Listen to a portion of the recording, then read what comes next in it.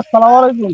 ওয়ালাইকুম সালাম। কাকা মিয়া ভালো আছেন? হ্যাঁ ভালো, আপনি কিরকম আছেন? এই আল্লাহ রাখছেন, মোটামুটি ভালো আছি। কাকা মিয়া এখানে দাঁড়ায় আছেন, কি করতেছেন? তো বাচ্চা হাজি। হাঁসের বাচ্চা? হ্যাঁ।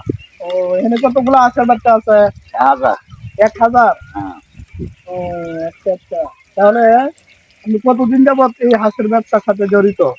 এই 8-10 বছর। 8-10 বছর যাবত আপনি এই হাঁসের বাচ্চা পালন করতেছেন। এটা কতদিন রাখেন আপনি হাঁসের গুলা? তো 3 মাসের মতো। 3 মাস, অর্থাৎ 90 দিন।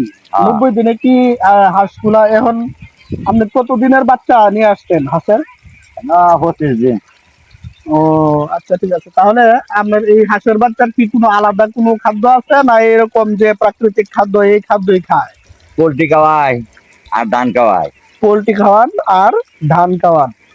ও আচ্ছা ঠিক আছে। আচ্ছা দাদা, আপনি এই কথাটা বলেন যে এই হাঁস পালন করে কি আসলে কি লাভবান হওয়া যায় কি যায় না?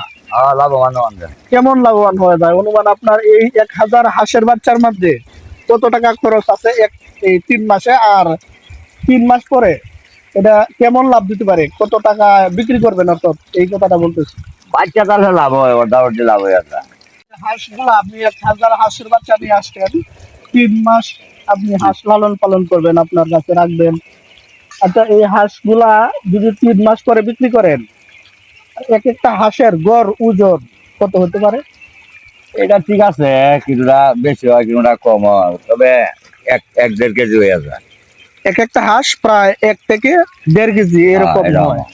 আচ্ছা ছ আচ্ছা, ঠিক কেজি আছে। 1.5 কেজি এরকম। আচ্ছা, আমাদের এই সমাজে যারা এখনো বেকার আছে, হ্যাঁ। যারা বেকার ঘোরাফেরা করতেছে, তাদের উদ্দেশ্যে কি আপনি কিছু বলবেন যে তারা এরকম বেকার ঘোরাফেরা না করে তারা একটা ছোট একটা খামার দিয়ে এরকম হাঁস লালন পালন করে স্বাবলম্বী হতে পারবে কিনা? করলে পারবো, আল্লাহ যদি বাসায় যাতে তো লাভবান হওয়া যায়। এই বছর তো সমস্যা, মেঘবানি নাই, আশা আর খুব সমস্যা, আপেল কামানি লাগে। তাহলে বৃষ্টি বাদল না থাকার কারণে মানে আপনার, বর্ষা বেশি। আচ্ছা আচ্ছা, তাহলে প্রাকৃতিক খাবারটা অর্থাৎ এই যে এরকম যে ক্ষেত খামারে যে হাঁসগুলা বৃষ্টির পানি হইলে অবশ্য খাইতো, এই খাবারটা যেন এখন আর নাই, আতর থেকে কামানি কম, লাগে। আপনার হাত থেকে বেশি খাবার দেয়। আচ্ছা, ধন্যবাদ চাচা আপনাকে।